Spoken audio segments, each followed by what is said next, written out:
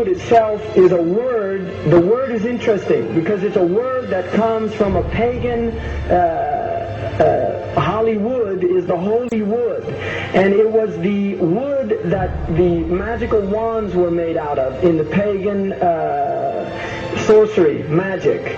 And these wands were believed that the sorcerers that possessed them could put people into trances and control them. This is part of, this is symbolic, but it's also important to understand that part of what Hollywood literally does is it puts people into trances. It's a dream state. They call it the dream machine in the United States.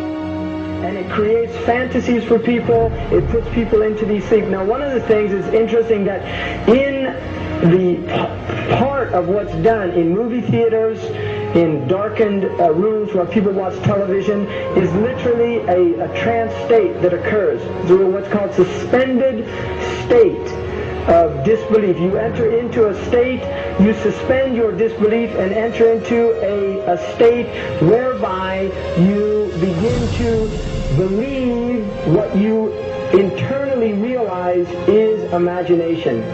It's falsehood. Films are magic. It's just magic. You go and you watch these things and people get caught up in them. People cry during films. All this catharsis that takes place in these things.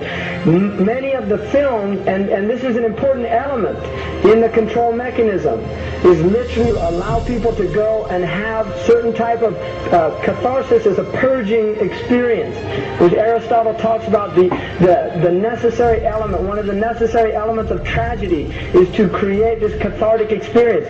And this is why a lot of the films, especially also news and things like this is why news is very important in this culture. Everybody watches the news, they have this tragic, cathartic experience of watching the tragedies of others and then feeling safe and complacent in their own experience of the suspended state of illusory well-being. So these are very intricate and sophisticated methods. Now, I think it's dangerous, although there are elements, there's concerted efforts that take place, there's also a lot of people that have similar worldviews that aren't necessarily working together in concerted efforts.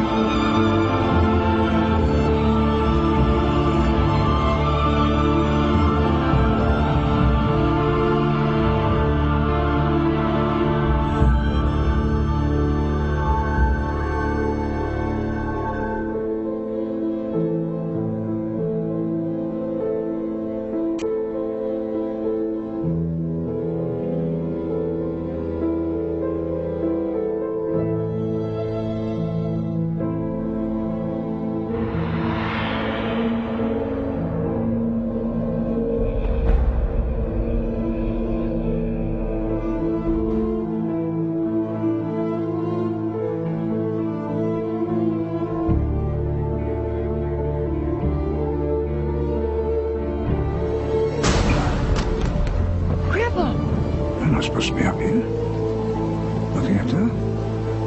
just wanted to know. You're old enough, I suppose. You should know the story. Okay, here we go. It was 1832, on a night much like this.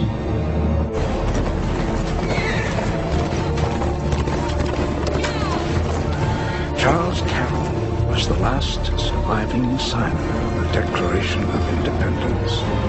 He was also a member of a secret society known as the Masons, and he knew he was dying. He woke up his stable boy in the middle of the night and ordered him to take him to the White House to see Andrew Jackson, because it was urgent that he speak to the president. Did he talk to him?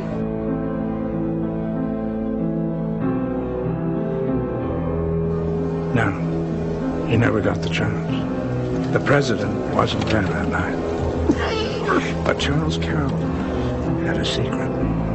So he took into his confidence the one person he could. My grandfather's grandfather, Thomas Gates. What was his secret? A treasure. A treasure beyond